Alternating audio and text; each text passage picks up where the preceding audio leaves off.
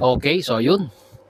Inyo what's up mga kabagis, this is Jubilito TV Official at eto na naman po muli ang isang edisyon ng ating reaction video mga kalingap at kabagis, no? Pero bago po natin simulan, shoutout po muna natin Kuya Val Santos Matubang, Ate Edna Vlogs at Kalingap Rab sa ating mga kalingap netizens at kalingap subscribers. Ayan po, mega love shoutout po sa inyong lahat. At isama na rin po natin ang mga kasamahan po nating reactor sa Kalingap. Nandiyan po ang Team Bios, Team Karepa at Team Watchers. Mega love shoutout po sa inyong lahat.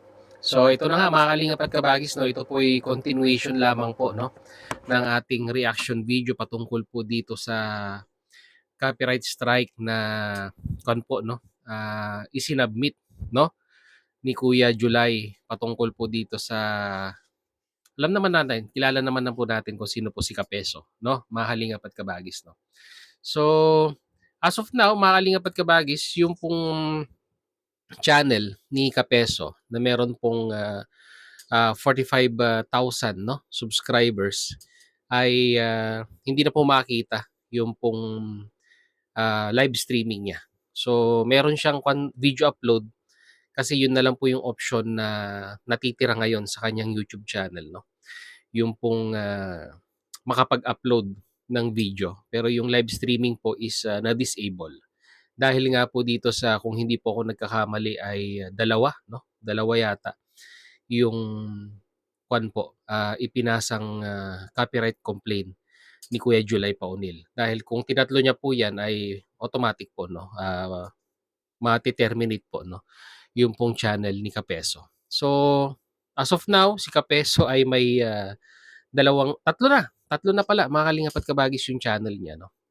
Yung Kapeso Talks and Kapeso Talks 2.0, yun po yung dati niyang channel, yun po yung may malaking subscribers. Pero parang nakakapag-upload lang siya ng video ngayon eh. At naghanda na po siya, no, sa mga unforeseen event na pwede pong mangyari dito po sa dalawang channel niya na may malaking number of subscribers. So gumawa po siya ng bagong YouTube channel na ang pangalan naman po ay Alaskador, no? Parang ganun po. Na sa ngayon ay kung hindi po ako nagkakamali ay nasa mahigit 300 na ang subscribers. Ginawa niya lang yata ito kahapon at yung mga solid sigurong nakasuporta po sa kanya ay nag-subscribe na po at kailangan mo lang naman ng 50, no? 50 subscribers para ma-enable yung live streaming option nung channel na yon at may iba pang requirements na which is sa tingin ko ay kaya niya naman pong gawin, no? At ito na nga, no, mga kalingap at kabagis, no. Siyempre, parang kwan din po 'yan eh, parang nagsampa ka rin po ng kaso, no? Umapila ito pong si Kapeso doon po sa copyright claim na ipinasa po ni Kuya July sa YouTube channel, sa YouTube pala.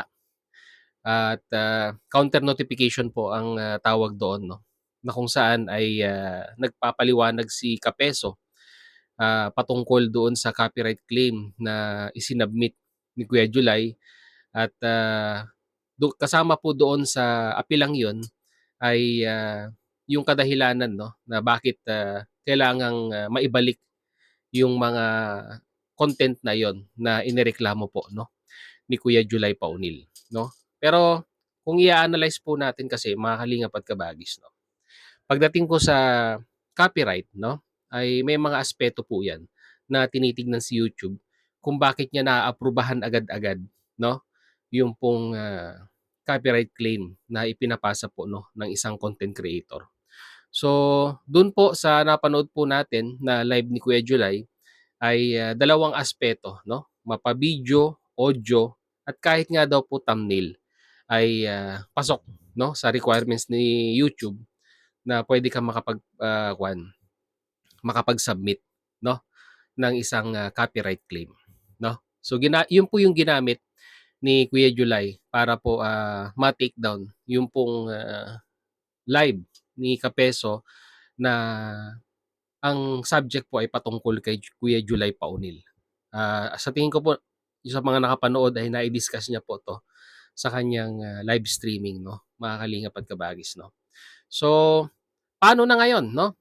Ang copyright claim ba ni Kuya July ay mawawalang bisa kung ito pong si Kapeso ay mag-file ng counter notification or sabihin na nating apila sa YouTube? Well, mga kalingap at kabagis 'no, siyempre po babalansehin ni YouTube 'yan kung karapat-dapat bang, i-considerate 'no, yung pong apila ni Kapeso. Unang-una sa lahat 'no, yung bang ipinasa ni Julay Paunil na copyright claim ay, sabihin nating, orihinal na video nung nag-file ng complaint? Well, ang sagot po diyan ay oo. Bakit po? Kasi po ginamit ni Kapeso yung isa sa mga content ni Kuya Julay 'no, na nireaksiyunan niya. Yung patungkol naman po sa sabihin na nating, sa audio kahit ipinarinig lang po, gano'n pa rin po, pasok pa rin po sa requirements. So kung titimbangin ni YouTube yung mga ganitong aspeto, kahit ikaw po ay, nag-file ng, apila sa YouTube 'no, kung matimbang pa rin po 'no, yung pong side ni Kuya Julay na kung saan ay ipinaglalaban niya lang po yung orihinal na likha niya 'no, yung sa kanyang live streaming, ay malamang sa malamang 'no, mga kalingap at kabagis ay, ah, hindi papaboran ni YouTube. Yung parang sa opinyon ko po ito, hindi po papaboran ni YouTube yung pong apila ni Kapeso para po maibalik yung pong mga, ipina-strike ni Kuya Julay Paunil na videos niya 'no, mga kalingap at kabagis 'no. Formality lang po 'yan 'no, para kang nagsampa ka lang ng kaso at sa tingin mo ika'y, inosente, mag-file ka ng 'di ba? Mag-file ka ng motion, 'di ba? Counter, 'di ba?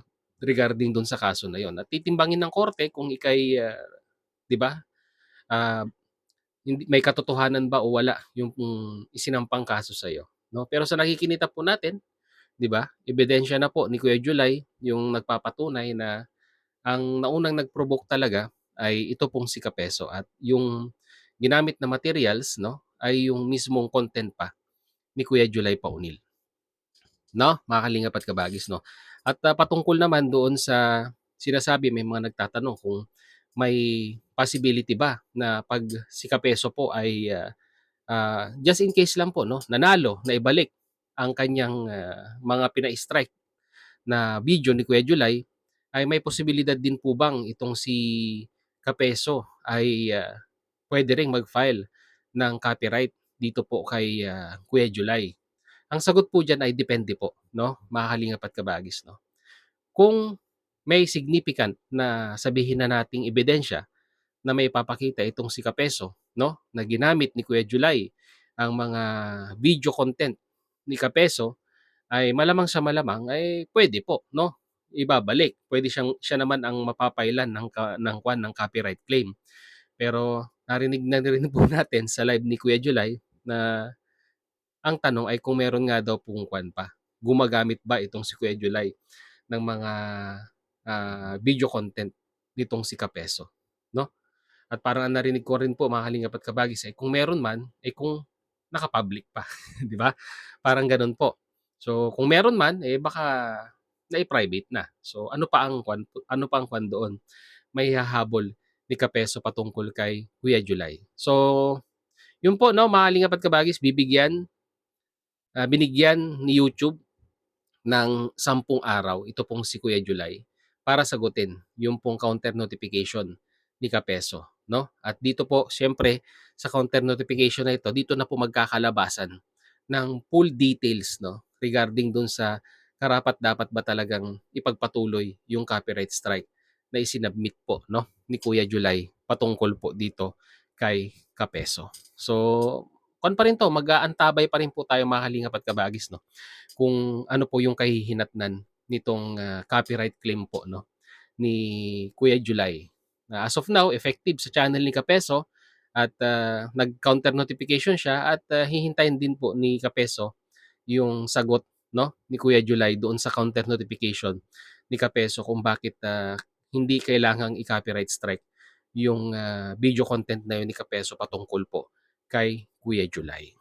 So, yun lang mga kalingap at kabagis, mag-comment na lang po kayo sa ating comment section kung ano naman po ang inyong opinyon dito mga kalingap at kabagis at pag-usapan po natin yan. So, hanggang dito na lang po sa mga hindi pa po nakasubscribe sa ating YouTube channel ay subscribe nyo na po, Jubilito TV Official. Ayan. At kung nagustuhan nyo po, pakilike na rin po, no, mga kalingap at kabagis. So, hanggang dito na lang. Once again, this is Jubilito TV Official, proud member po ng Team Koos at ng Team Bios.